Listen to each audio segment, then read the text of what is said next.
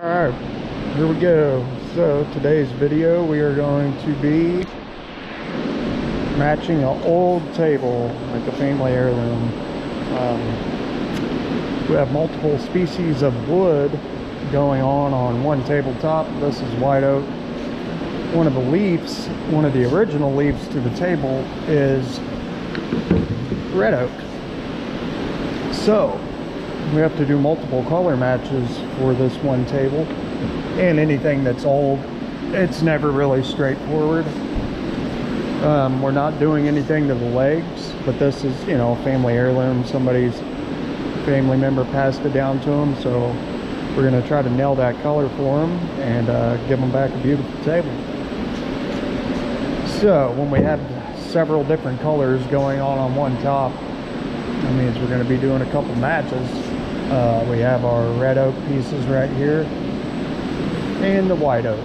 And when you have something that's been stripped like this and ran through a wide belt, it's really hard to just grab a piece of white oak and use that for your color match, because this thing has had that stain setting on it that kind of tints the wood, really, no matter how much you sand out of it. But we're going to try to preserve the edges for these people. So first off, we got some red oak, we got some white oak.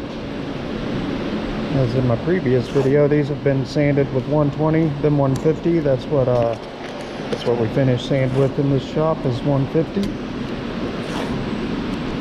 So we'll kick it off.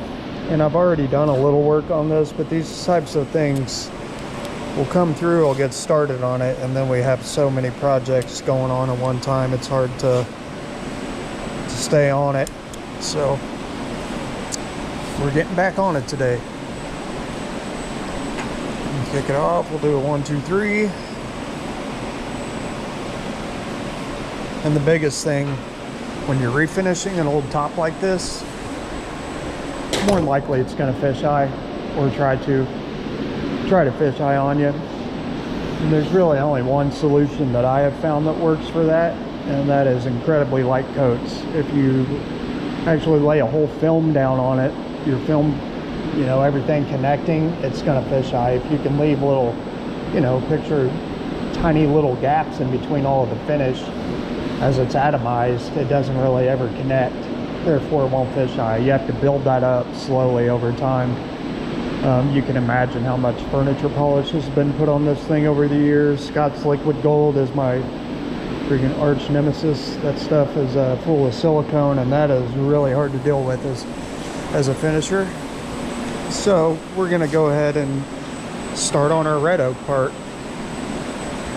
which using red oak, it's easier for me to make red oak look like white oak than the opposite of that, because I can bleach red oak. And if you can turn it white, you can make it any color. So we might be doing that today. We're going to find out though.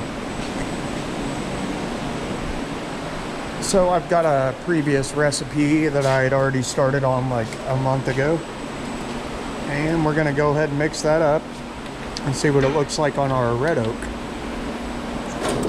Then we can make adjustments to that.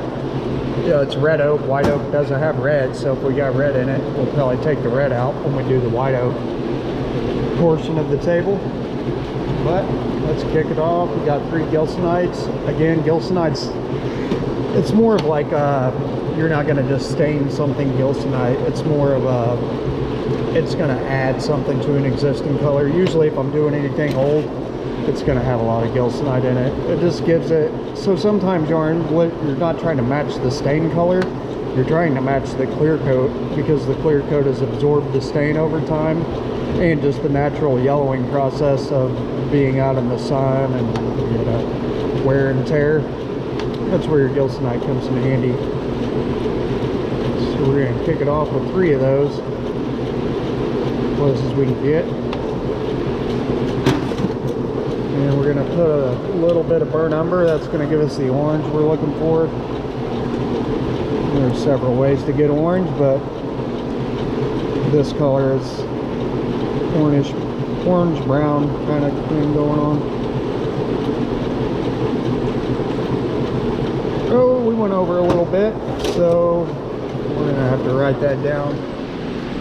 rather than just throw the whole batch out. If I go a little heavy, I'm gonna just change it on my tablet.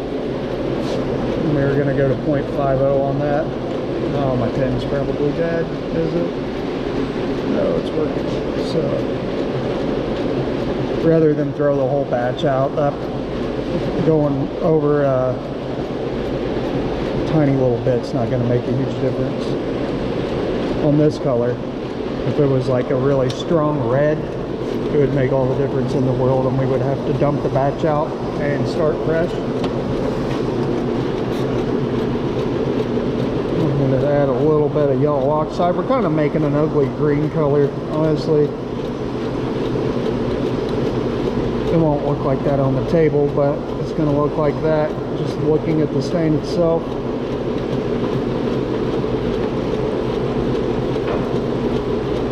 And there we go, 1.84, that'll work, close enough. Alright, now we're going to put that on our red oak and our white oak so we can see what the difference is. See if we're even in the ballpark. Which, I know we're going to have to change that red oak color for sure. We need some foam brushes. I'll get some.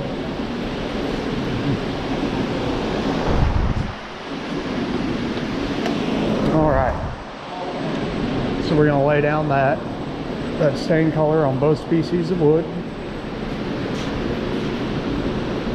and see what the difference is.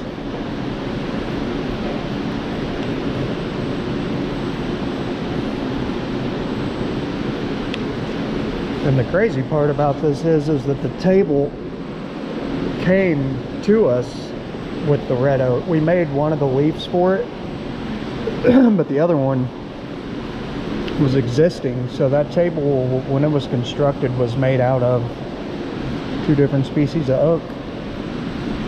Maybe that's just what they had laying around back then. So there's our color difference between our red oak and our white oak, and it's going to change even more when I put some sealer on it here in a moment. But that's, we're going to kick it off. We're trying to match, you know, these legs. I'm gonna get you down here, see what I'm seeing. We're gonna try to match these legs because that's really all I have to go off of. I did a match before we sanded down the wood tops, but it's really, so we're light, definitely, but you know, a lot of this color that you're seeing on these legs is just the yellowing process. Yep. Actually, it's already. All right.